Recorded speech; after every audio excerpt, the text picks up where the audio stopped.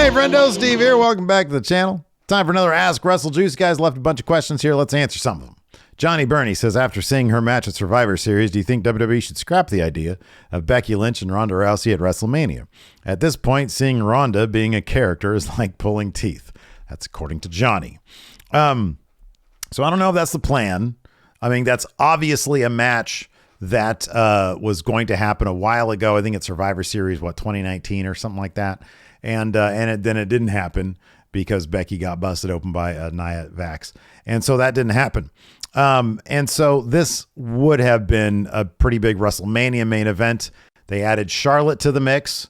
And so we never got that one-on-one with Ronda Rousey and Becky Lynch. Now that they're both in the company, it makes some sense. Ronda's a bad guy. Becky's a good guy. This could make some sense if they had Becky, for example, win the Royal Rumble and decide to challenge Ronda Rousey. That could totally make sense. Is it something I want to see? In relation to what Johnny's talking about, the Survivor Series match, where she seemed to have a tough time selling like a slingshot DDT onto the apron from Shotzi. I don't think that's a reason to scrap plans or not. Now, I did notice while I was looking through these questions simultaneously, I was looking at Twitter because who knows how long that's going to be around. And I saw the hashtag Fire Ronda Rousey. I was like, oh, good. This is trending. What a good opportunity for me to take advantage of that and put it in my video. And I looked at the hashtag and I tried to understand where it was coming from. And there seemed to be sort of three general things that sort of prompted this hashtag. One of which is just the general idea that one spot at Survivor Series was enough to warrant people to say, oh, she's crap, fire her. There was also a clip of Sasha Banks going around, who made an appearance on the Kurt Angle show, I believe, who said that she had frustrations with Ronda Rousey when Ronda came in and was just sort of given everything based off of her reputation in the UFC. And then there was also a clip from JD from NY, who was just slamming Ronda for God knows whatever reason. So it seems like all three of these things sort of congealed into a Fire Ronda Rousey hashtag. That's what's happened. Now, I'm never in support of firing somebody, if somebody losing a job in pro wrestling for quote unquote botching a spot. If she had a hard time selling that DDT that Shotzi gave her, so be it. That happens in wrestling. I don't really think that somebody should be fired for that, or really for even if she's botched a series of spots in her various pro wrestling matches. So I don't think that's a reason to fire somebody. Firing somebody is a big deal. There are other things that people have brought up on Twitter, actually far more than the other stuff. And that's Ronda Rousey back in 2013, shedding a spotlight on a conspiracy theory video that shed doubt on Sandy Hook being a real thing, the shooting at the Sandy Hook Elementary School. And Ronda Rousey seemed to sort of look at that video and be like, hey, wow, this has some great ideas, when in fact, no, it didn't. And it was totally a real thing, and she should have apologized for that. But that was back in 2013. And I hope in the 9 years since then, she's come to her senses and completely understood, like Alex Jones recently did, that the Sandy Hook shooting was a tragedy, was real, and it was horrific. And the fact that she hasn't apologized for that kind of for me is enough to have her fired. But let's say that she's come to an understanding that Sandy Hook is real. And let's say, for example, that maybe her transphobic comments that she's made in the past, she's come to realize were probably ill-conceived. In terms of just her wrestling career, I haven't really been a massive fan of Ronda Rousey, although I have seen a flash here and there of some good stuff.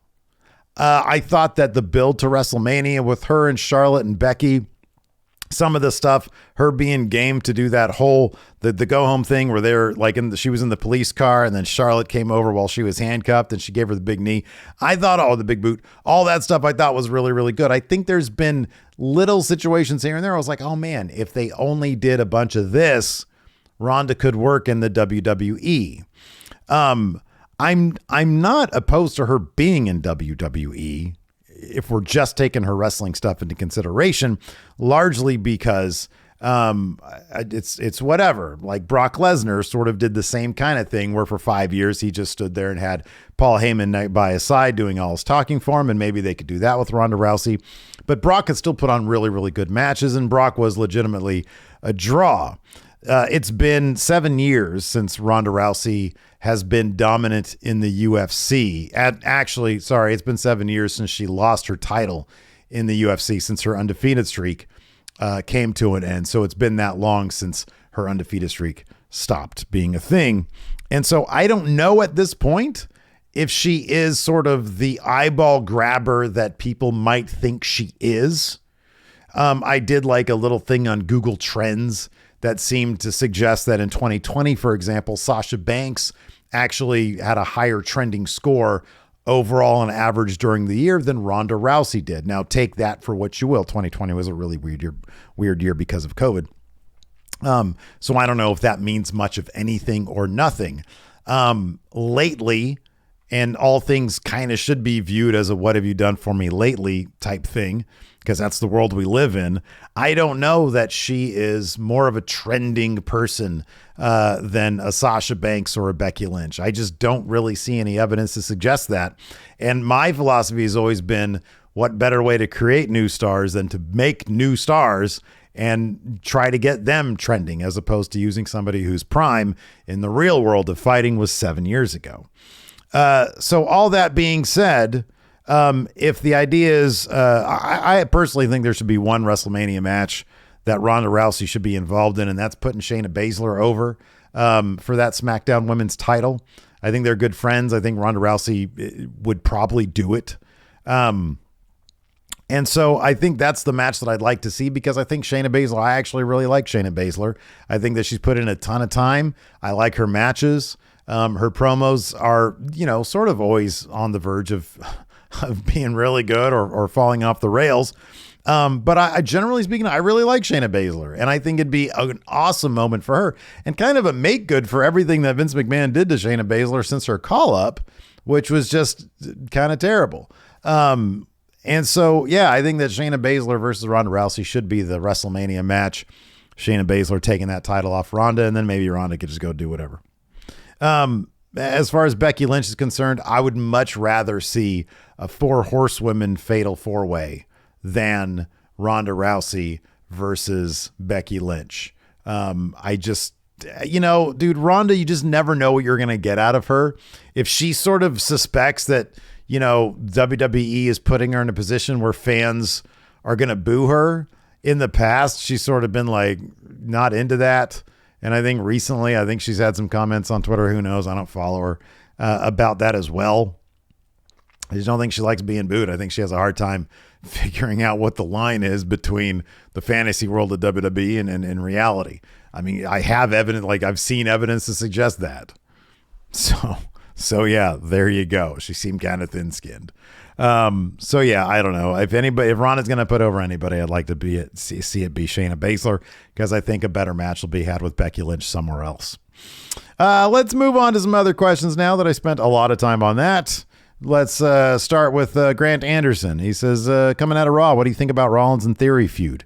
I have no idea. If they're going to suggest that Theory only won that title out of luck on at the last pay-per-view, then Theory needs to put together some actual wins or be crafty or show that he can cheat to win and not just fluke his way into wins. If they can do that with this feud, then great. Otherwise, Seth Rollins needs to be moving on to bigger and better things. Stinky Bojangles says, with a whole year of incredible pay-per-views, what are your current picks for wrestling shows of the year? Probably Triple Mania, man. I always have a blast with Triple Mania. That shit's amazing. Yeah, Triple Mania. SummerSlam, maybe SummerSlam, because that was like the first of the Triple H era, and you can kind of feel that something was like a little bit different, had a more pep in its step.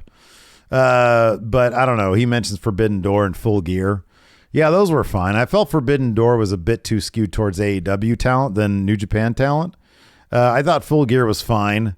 I'm still not a fan of like long pay-per-views. I like WWE's shorter pay-per-views. Kinniku Bone Man says, now that the New Japan Forbidden Door seemingly is open, what are some killer New Japan WWE matchups you'd want to see?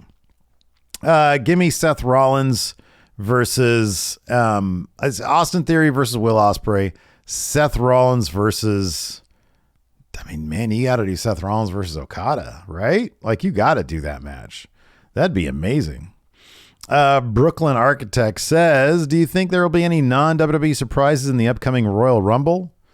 I think that'd be awesome. If WWE sends Carl Anderson over to Wrestle Kingdom, then they should get something back for the Rumble. In which case, give me Jay White in the Rumble. Or fuck it, Will Ospreay. Hoven Bitzer says, how would you feel about Roman main eventing night 1 and night 2? He says night 1 beating The Rock, night 2 losing to Cody. So I've actually advocated for this in the past. I'm not huge on it now. I feel like Roman hogging nights 1 and 2 of WrestleMania, I'm not a huge fan of that. I think you got to, if you have an opportunity to do the 4 horsewomen in a match in a fatal 4-way night 1 of WrestleMania, I feel like you do that match. You got Becky Lynch back now. Have her main event night 1 in some way, shape, or form. Or Bianca. Bianca's been holding down night 1 for the past 2 years. Have her do it again. Hipster Toad says, with WWE recently letting Shinsuke do the match with the Great Muta at Noah's New Year's show, do you think it would be a good idea for WWE to let Shinsuke go on an excursion in Japan so he can rebuild himself and then come back to WWE for a solid main event run with one of the titles? At first, when I saw excursion, I was like, well, is that like specifically for young boys? But if the idea is, hey, let him go somewhere else and rebuild himself, that might be kind of cool. I'd be down with that. I don't want him to do it in NXT or something stupid like that. I think it'd be kind of cool to let him go off back home or something to New Japan and yeah, like turn into, I don't know, like a different version of Shinsuke Nakamura that doesn't just remind us that he's been wasted for the past 5 years. Sorry. John Davies. Hey, Steve, what's better? The Star Wars Andor series, which is fucking awesome. That show's great. Or the current Bloodline storyline. I don't know, man. They're two different things. I'd say the Bloodline only because it is the A story of the entire WWE franchise, and Andor is like a small sliver of amazing shit within a larger universe, and Star Wars doesn't have a great batting record. Like, it's just not...